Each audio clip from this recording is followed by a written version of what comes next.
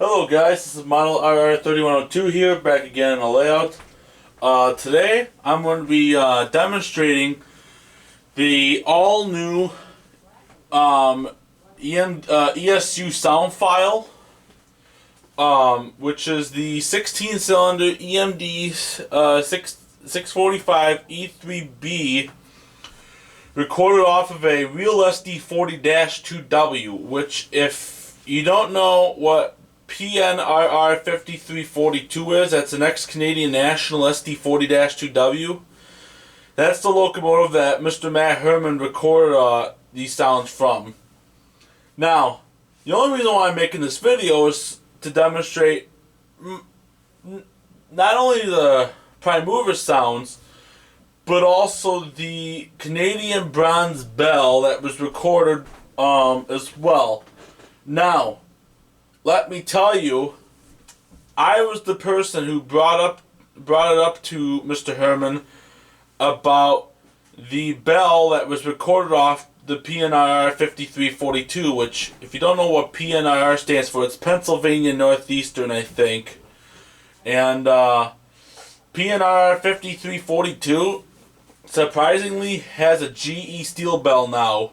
The bell got replaced back in 2012. Canadian National actually removed the bell when they retired 5342 back in 2011. And then the Pennsylvania Northeastern bought 5315 and 5342 from the Canadian National slash the New Hope and Ivyland Railroad. And the GE steel bell replaced the Canadian bronze bell that was on this locomotive. So I'm going to type in 9645 on my Digitrack Zephyr Extra system and fire up the locomotive via function 8.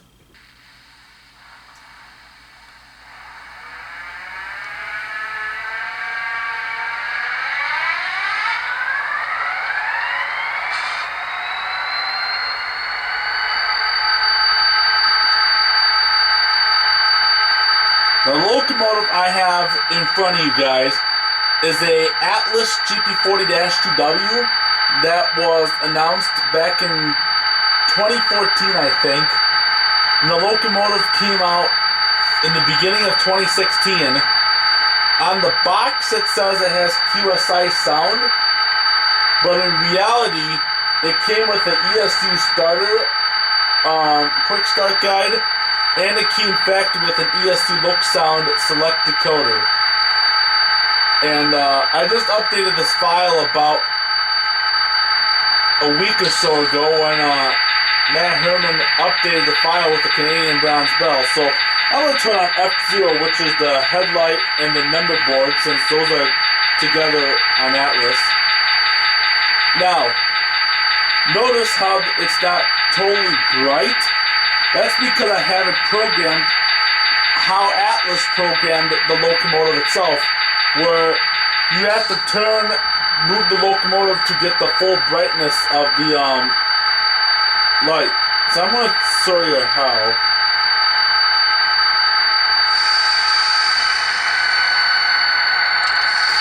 I'm just going to...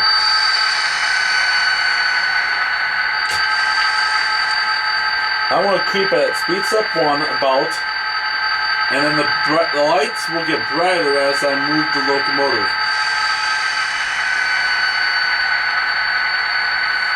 Now it's about speed step 1, speed step 2 or so. Can't really tell from my Zephyr Extra throttle system. So that's that. Atlas actually has a program where as you turn on F0, it is dimmed until you start moving the locomotive, then it turns to full brightness. F6 is programmed for the ditch lights.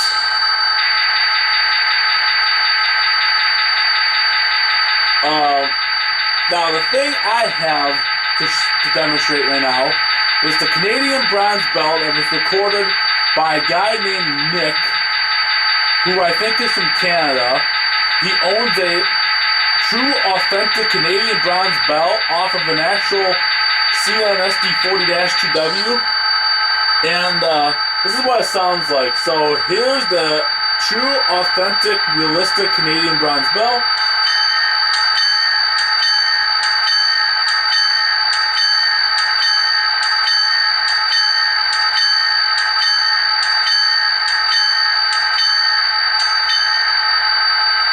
So that's the true Canadian bronze bell. Here's the horn, which I have programmed for the K3L number 2, which sounds more accurate for these Canadian locomotives.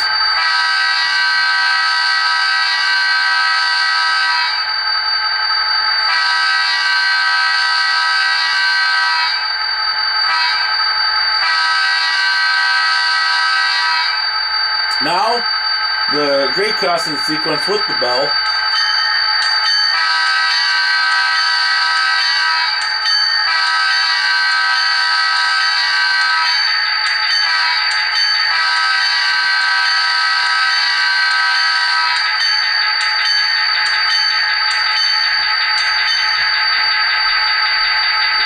Let me double check.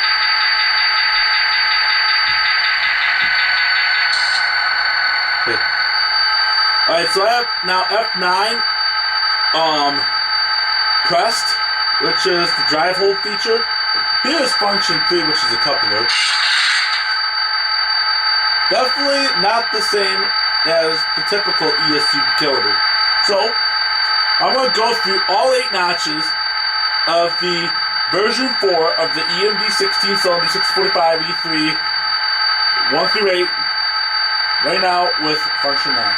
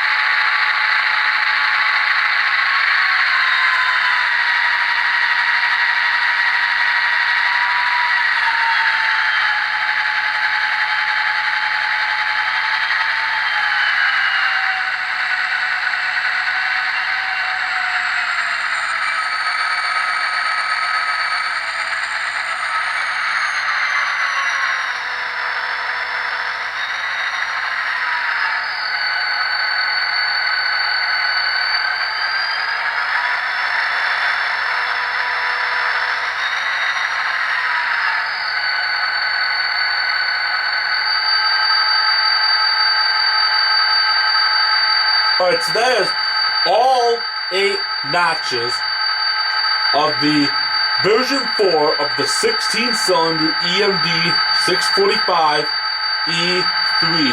Now this is the E3B according to the ESU website. The file numbers for the Select decoder is 75432. For the direct and micro versions, it is 75832. And for the LokSound Select L, I think it is 75332. Again, 75432 for the Select, 75832 for the direct and micros, and for the L and for the larges, 75332. So now we're gonna turn off drive hold and shut it down.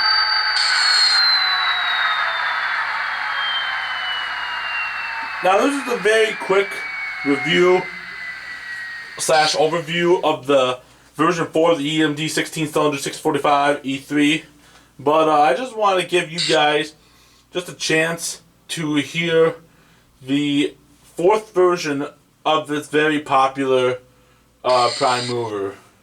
So, and the main reason why I wanted to demonstrate this was for the fact of the Canadian bronze bell, which is the first time ever that any sound manufacturer has actually gone out of its way and recorded an actual Canadian bronze bell. And that is one more reason why I am now going for ESU LokSound decoders for all of my future Locomotive purchases. Whether they are Athearn, Atlas, Cattle, Intermountain, Protos, you name it. But starting now, it's going to all be ESU LokSound decoders. And that's all, folks. Hope you enjoyed the rest of your day. See you next time.